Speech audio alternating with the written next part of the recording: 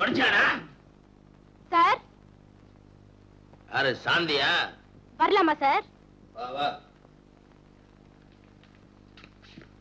என்ன விஷயம்? நீங்க யாருடைய வார்த்தையை கேட்டு வக்கீல் நோட்டீஸ் அனுப்பிச்சீங்கன்னு எனக்கு நல்லா தெரியும் சார். இந்தாங்க உங்க பணம். வட்டியும் முதலமா சேர்த்து கொண்டாந்துருக்கேன். சரியா இருக்கான்னு பாத்துக்கணும். எடுங்க எங்க அப்பா கொடுத்த பத்திரத்தை. ஆமா, பாக்கெட்லயே வச்சிருக்கேன். கொஞ்ச நேரம் அது அவசரப்படாத. கணக்குப்புல அந்த வேலாயுதம் பத்திரத்தை எடுத்துட்டு வையா. இவ்வளவு சீக்கிரம் நீ பணத்தை கொண்டாருவேன்னு நான் எதிர்பார்க்கலாமா? மானத்தையும் ரோஷத்தையும் நாங்க உயிரா நினைக்கிறவங்க. எங்களுக்கு பணம் பெருசு. இந்தா வேலாயுதம் கணக்கு செட்டில்மெண்ட் எழுதிக்க வரவை. சரி. இந்தாமா, என்னமே கடை யார்கிட்டயும் வாங்காதீங்க. அப்படியே வாங்கினாலும் உங்ககிட்ட வாங்க மாட்டேன் சார். நீ யாருப்பா? அவரா? எங்க வீட்டுக்காருக்கு பியூன். உங்க பொண்ண கொஞ்சம் நாக்க அடக்கி பேச சொல்லுங்க. Peon peon. அவ புருஷன் ஊருக்கு கலெக்டரா இருக்கலாம். ஆனா என் புருஷன் எனக்கு கலெக்டர். எதை விட்டு கொடுத்தாலும் புருஷனை மட்டும் விட்டு கொடுக்கவே மாட்டாங்க.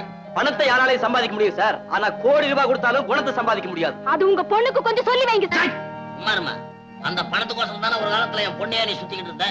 அதை மறந்துட்டு வாழ்ற பொண்ண புருஷன்கிட்ட அந்த பிரிச்சு வச்சிருக்க. இதான நீ அவளுக்கு செய்யற நன்றி? நான் யாரையும் பிரிச்சு வைக்கல சார். உங்க மகதான் என் புருஷனை ஏன் கண் முன்னாலேயே அவமானப்படுத்தினா. அவ கன்னத்துல அறையாம பொறுமையோட வந்த பாருங்க. அதுதான் நான் அவளுக்கு செஞ்ச நன்றி. வாங்க போலாம். அப்பா இந்த திமிரோட பேசிட்டு போற பாத்தீங்களா?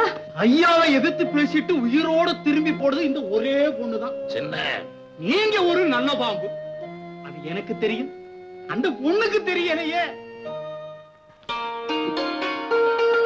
2 நாளைக்கு முன்னாடியே நீங்க லெட்டர் எழுதிருந்தா இதை விட நல்ல விட பாத்துக்கலாம். பரவாயில்லம்மா, இப்ப இருக்கிறதுக்கு இடம் வேணும், அவ்வளவுதான். சாந்தி, எப்படி இருக்கு சார் வீடு? இந்த வீடே எங்களுக்கு போறோம். என்னங்க இந்த அளவு கூட வசதி இல்லாம நாட்டுல எவ்வளவோ பேர் இருக்காங்க. இதுக்கு என்ன அரண்மனை மாதிரி இருக்கு. என்ன நின்றுட்டு இருக்கீங்க? மத்த சாமான இருக்க வேண்டாம். வாங்க.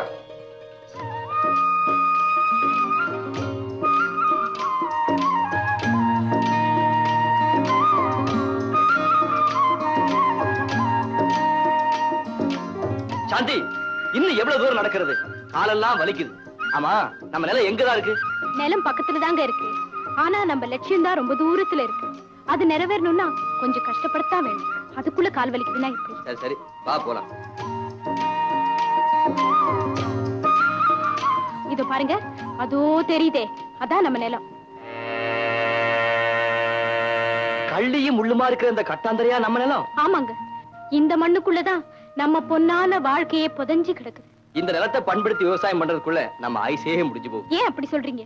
முயற்சி செஞ்சா இந்த உலகத்துல முடியாத காரியம் எதுவுமே இல்ல. சாந்தி, பாடுபட்டாலும் இந்த நிலத்துல பலன் கிடைக்கும்ங்கிற நம்பிக்கை எனக்கு கொஞ்சம் கூட இல்ல. அப்படி சொல்லாதீங்க. கஷ்டப்பட்டு உழைச்சா இந்த இடத்தை பொன்வளையும் பூமியா மாத்த முடியுங்கிற நம்பிக்கை எனக்கு இருக்கு. ஏற்கனவே இது வானம் பார்த்த பூமி. தண்ணி வசதி இல்லாம எப்படி விவசாயம் பண்ண முடியும்? இந்த ஊர் விவசாயிங்க வானத்தை பார்த்து ஏமாந்தாங்க. நாம பூமியை பாப்போங்க. நீ என்ன சொல்ற? இங்க ஒரு கிணறு தோண்டுவோம். நல்ல யோசனை தான். ஆனா நாம 2 பேரும் மட்டும் எப்படி கிணறு தோண்டுறது? இதோ பாருங்க, பக்கத்துல இருக்கிற நிலத்துக்கு சொந்தக்காரங்க எல்லாம் தண்ணி வசதி இல்லாம பண்ணையார் நிலத்துல போய் பாடுபட்டுக்கிட்டு இருக்காங்க. அவங்க கிட்ட போய் இந்த யோசனையை சொல்லுவோம். சம்மதிச்சா எல்லாருமா சேர்ந்து கிணறு தோண்டுவோம். சாந்தி, உன் அறிவுக்கு நீ மந்திரியா இருக்க வேண்டியவ எப்படியோ எனக்கு மனைவியா வந்துட்ட.